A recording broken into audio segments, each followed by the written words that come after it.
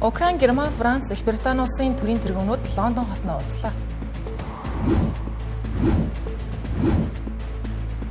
Таиланд болон Камбож улсын хилийн орчинд дахин зэвсэг мөргөлдөөн дэгдэж байна. Япон улсад 7.5 магнитудын хүчтэй газар хөдлөлт болжээ.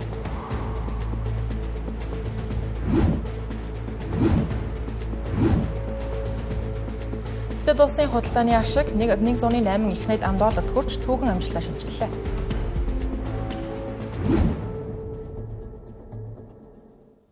Арамдраг үзэгчтэй Тэнгэр телевизийн гадаад мэдээний хөтөлбөр яг одоо эхэлж байна. Бид өнөөдөр дэлхийд дахинд болсон онцлог үйл явдлуудаас Reuters болон AFP-ийн албан ёсныг сурвалжтайгаар мэдээлэх болно.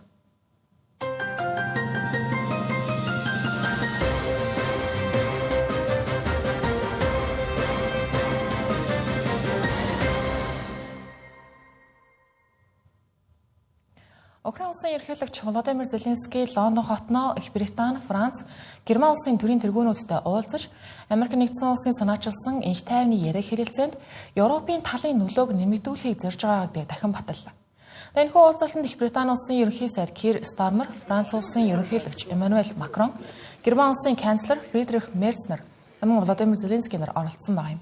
Энэхүү уулзалтанд Даунингийн гудамжиндах Их Британи ерөнхий сайдын офис болсон байна. Уулзалтын ерөнхий дүр зургийг харвал Украины байр суурийг хүчтэй хിവэр байлгах нь чухалаа гэж үзсэн байна. Мөн Орос улбаны улсын эсрэг эдийн засгийн болон дипломат орчин дахь дарамт шахалтыг хадгалах буюу сулруулахгүй байх хэрэгтэйг Европын холбоотнуудаас сануулсан байна. Тухайлбал Кир Стармер энх тайвны яриа хэлэлцээр хамгийн эмзэг шатанда орсон гэдгийг хэлж шудраг доктортой галзахсоох нь гол зорилтоо гэдгийг хэлж байгаа юм. Харин Фридрих Мерцийн тухайд Америк нэгдсэн улсаас санаачилсан баримтуудын төлөвлөгөөний заримд нь эргэлзээтэй зүйл байгаа учраас Европын талаас ярилцах шаардлага үүсэж байгааг хэлсэн байна. Мөн эх өдрүүд бид бүгдийн хувьд шийдвэрлэх цаг болох магадaltaй байна гэж хэлсэн байна. Харин Володимир Зеленскийн хувьд уулзалтын дараа сэтгүүлчдийн асуултанд хариулахдаа Америк нэгдсэн улсын энх тайвны төлөвлөгөө өмнөх 28 зүйл заалтаас багасж 20 болсон гэдгийг хэлж байна. Гэхдээ илэрхий Украины эсрэг заалтууд хасагдсан гэж байгаа юм. Мөн тэрээр аюулгүй байдлын баталгааны гол асуултууд нь дайны дараа Орос дахин довтолвол яах вэ? Түншрүүд юунд бэлэн байх ёстой? Мөн Украин ямар баталгаанд найдаж болох вэ гэсэн асуултуудад хариулт олох хэрэгтэй байгааг хэлж байгаа юм. Одоогийн байдлаар Европын улс орнуудын удирдагчид гал зогсоох ямар ч тохиролцоо бат бөх аюулгүй байдлын баталгаатай байх ёстой гэж үзэж байгаа гэдгийг хэлж байна. Гэхдээ одоо хүртэл Америк нэгдсэн улсын ерөнхийлөгч Дональд Трамп ийм баталгааг ил тод өгөөгүй байна. Володимир Зеленский энэ 7 хоногт Лондон, Брюсселд хийх уулзалтуудаараа агарын хамгаалалт, санхүүжилт, урт хугацааны баталгааны асуудлыг голлон хэлэлцэнэ гэдгийг мэдгдсэн байна.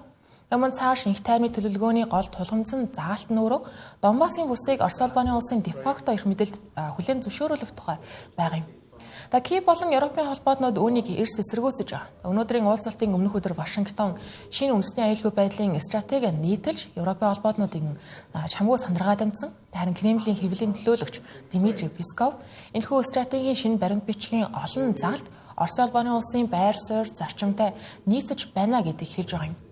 Тухайлбал энэхүү баримт бичигт НАТОг дасралтгүй тэлдэг эсэл байж болохгүй гэсэн байр суурийг илэрхийлсэн байгаа нь Орос улбаны улсын эрх баригчдын байр суурьтай яв цав таарч байгаа. Мөн эдгээр дипломат ажиллагаа дундуур байлдааны эрч сулраагүй хിവэрэ байгааг сануулган зүйтэй. Тухайлбал Октерка хотод орон сууц руу хийгдсэн дроны дайралтанд 7 хүн шахагдсан байна. Мөн Черников хотод өөр нэгэн дрон дэлбэрч 3 хүн шархагдсан хий дамжуулах хоолой мөсвийдсэн. Украины агарын тээврийн агарын хүчний мэдээлснээр Орос улбаны улс нэг шөнийн турш 149 дрон хөөргөж түүний 131-ийг нь сүнөөсөн боловч 16 нь зорилтод газартаа хүрсэн байгаа юм. Харин нөгөө талд Орос улбаны улсын талаас хуурай замын хамгаалалт нь нийтдээ 11 бүс нутгийн дээгүүр нисэж ясан Украины 67 дроныг буудаж унгаасан гэдгээ мэдээлж байна. Дараагийн онцлог мэдээ хүргэе. Энэ 7 хоногийн даваа гарагт Таиланд, Камбожийн хил дээр дахин зэвсэг мөргөлдөөн гарсан байна. Энэ нөрөө энэ оны 10 дугаар сард тус хоёр улсын хооронд байгуулагдсан энхийн гэрээг зөрчсөн хэрэг болж байгаа юм. Тодорхойлох юм бол зүүн өмнөд Азид байрлах энэхүү хоёр улс нь өнгөрөх 7 дугаар сард хилийн бүс орчмоо зэвсэг мөргөлдөөн үүсгэж энэ нөрөө хуцтан 5 өдөр үргэлжилж байсан. Тухайн мөргөлдөөний үеэр 30 гаруй хүний амь нас өргөдөж 300 мянган гаруй иргэн гэр орнууд орхин дөрвөхөд хүрсэн байдаг. Харин ихэнх хэлэлцээр хийгээд 2 сарын дараагаар хоёр улсын мөргөлдөөн ийхүү дахин эхэлж хил орчмын бүсэд амьдардаг тосгоны энгийн иргэд ахин дөрөвхөөс өөр аргагүй болоод байгаа юм.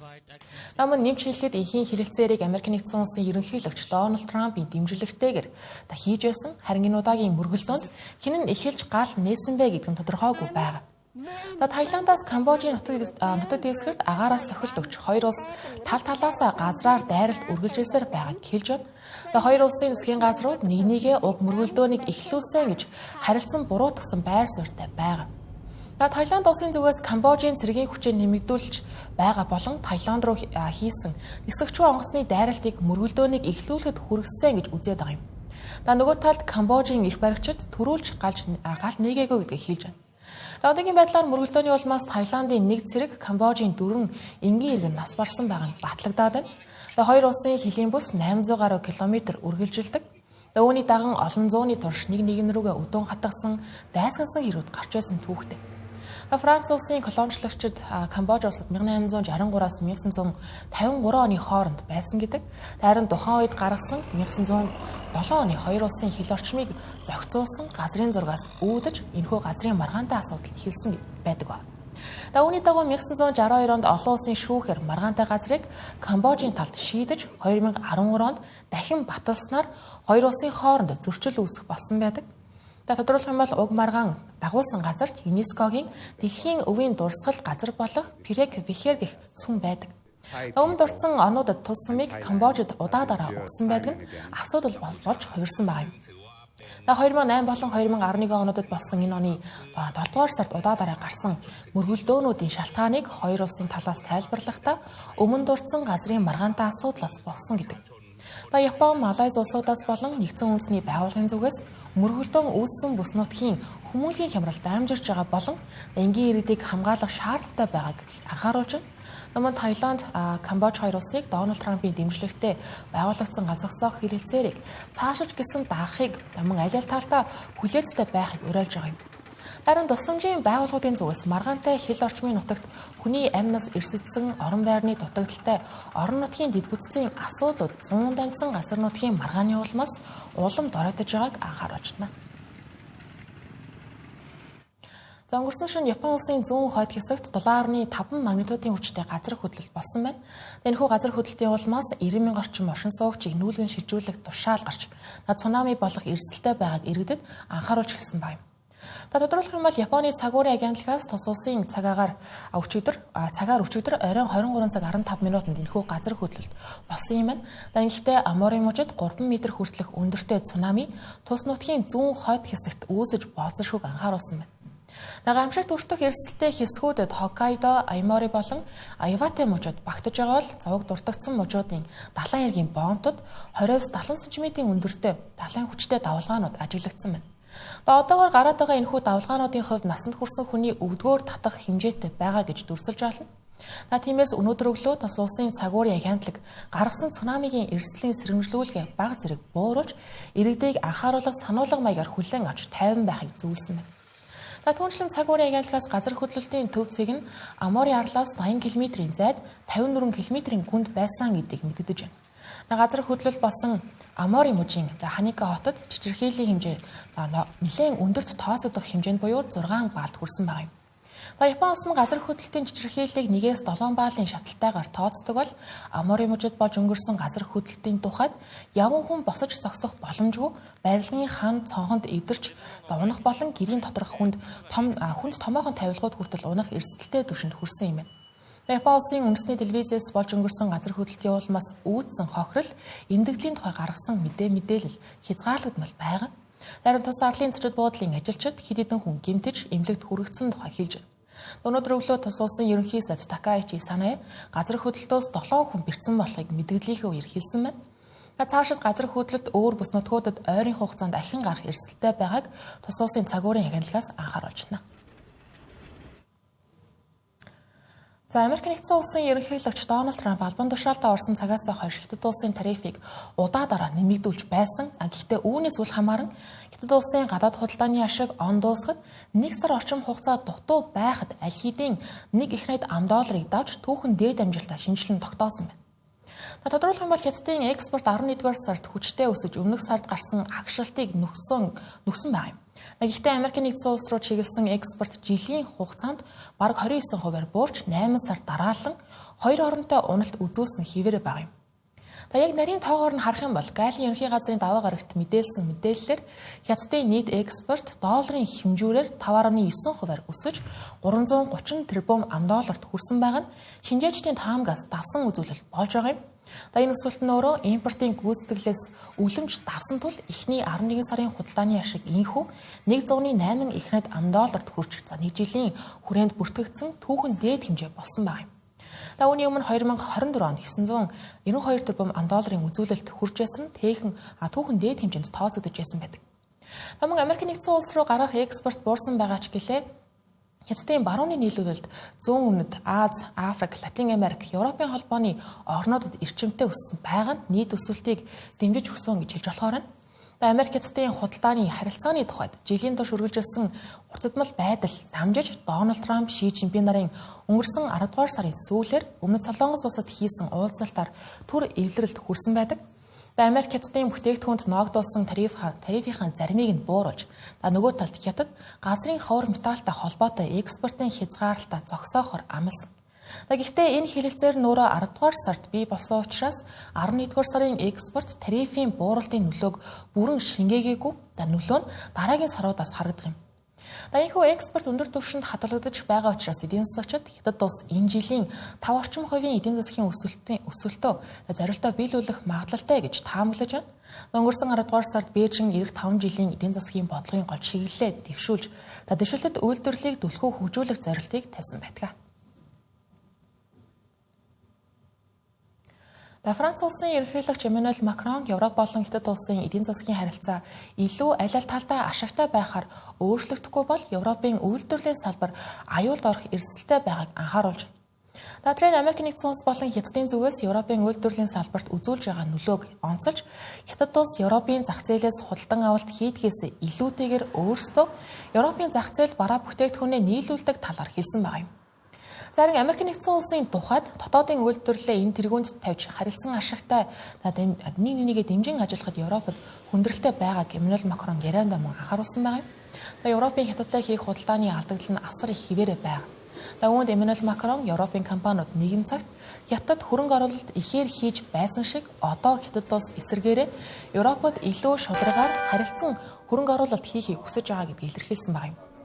Энэхүү үйлдвэрлэлийн хямралыг тодруулах юм бол Европын холбооны статистикийн албанаас гаргасан судалгаанд 2024 онд Европын үйлдвэрлэлээс гарч байгаа тогтмол үнээр зардаг бүтээгдэхүүнээс олсон ашиг үйлдвэрлэлийн зардлаасаа 2023 онтой харьцуулахад бүтэн 2%-аар буурсан үзүүлэлт гарсан байна. Харин энэ оны 4-р сард улирлын чанартай аж үйлдвэрүүдийн үйлдвэрлэл еврогоор харуулсан хэмжээгээр голлон арилжаа хийдэг Европын орнуудад 2.4%-аар буурсан бол Европ даяар 1.8%-аар буурсан байна. Үүнтэй зэрэгцэн үйлдвэрийн худалдан авалтын индекс 49.6% болж буурсан байгаа нь тус бүс нутгийн үйлдвэрлэлийн үйл ажиллагаа дороодож байгааг илт харуулсан байдалтай байгаа юм. Франц улс нь 2026 оны 7-гийн бүлгийг удирдахаар зэхэж байгаа ийм үед ерөнхийлөгч Эммануэль Макрон Европын холбооны тус бүлэгт үзүүлэх нөлөөг нэмэгдүүлэхийг хүсэж байгаа нь энэ гэж хэлж болохоор байна. Хятадын дарга Ши Жинпинийг энэхүү бүлгийн дэд хэмжээний уулзалтанд уурж магадгүй байна. Гэхдээ түүний гаргасан санал хүсэлтийг хүлээн авалгүй худалдааны аймааны тал дээр ямар ч өөрчлөлт шинжилэл гарахгүй бол Европын холбооны зүгээс Хятадын бараа бүтээгдэхүүнд тавих тарифыг нэмэгдүүлж болцсошгүйг анхааруулжээ. Мэдээр үйлчилж байгаа энэ хэсэгт бид зарим мэдээллийг товчоор багслан мэдээлэх болно.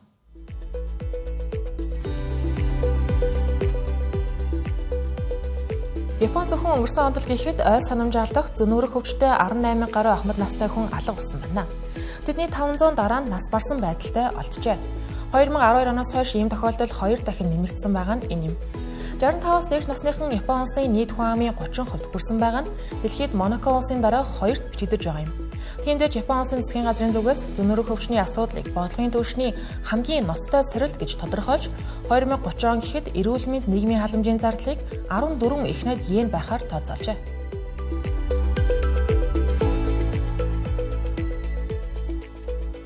Америкийн нэгдсэн улсын ерөнхийлөгч Дональд Трампын эсрэг цагиргаа Nvidia компанид Хятад Хятад хүчин чадал өндөр бүхий хэмэл оюуны зарим чипүүдийг худалдах зөвшөөрөл олгож байгаа тухайга мэдээллээ.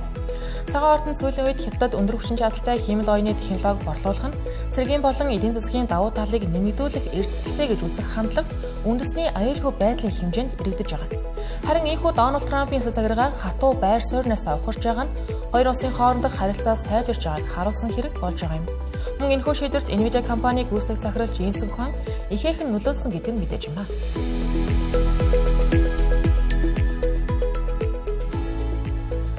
Хятад улсын гадаад хэргийн сайд Ван Yi, Герман улсын гадаад хэргийн сайд Jürgen Wattefeld уулзах үедээ Япон улс цэргийн дарамт чахалт үзүүлж байна. Энэ нь хүлээн зөвшөөрөх аргагүй хэрэг гэж үзэж байгаа гэдгээ дахин тодтоглоо. Мөн энэ жил дэлхийн 2 дугаар дайны төсөөлөөс хойш 80 жил өнгөрсөн байгааг онцолж, ялагдсан орны хувьд Япон улс болгоомжтой байх ёстой байтал одоогийн удирдагч нь Тайваны асуудлыг ашиглан асуудал өдөөж, Хятадыг цэргийн хувьд сүрдүүлж байна гэж шүүмжилсэн байна. Үүнээс өмнөх өдөр Японы талаас Хятад улсын сүмөөгч онгоц Япон улсын цэргийн нисэх онгоц руу радарын байрлал тогтоох системийг онилуулсан гэж буруутгаад байсан гэлээ.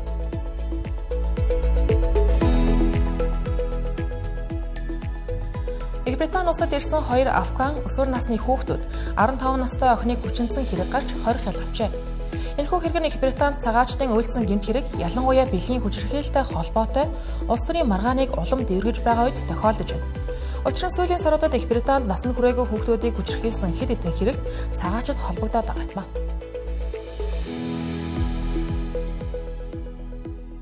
Та бүхэн Тэнгэр телевизийн гадаад мэдээний хөтөлбөрийг хүлээн авч үзлээ. Анхаарлаа хандуулсан явдал баярлалаа.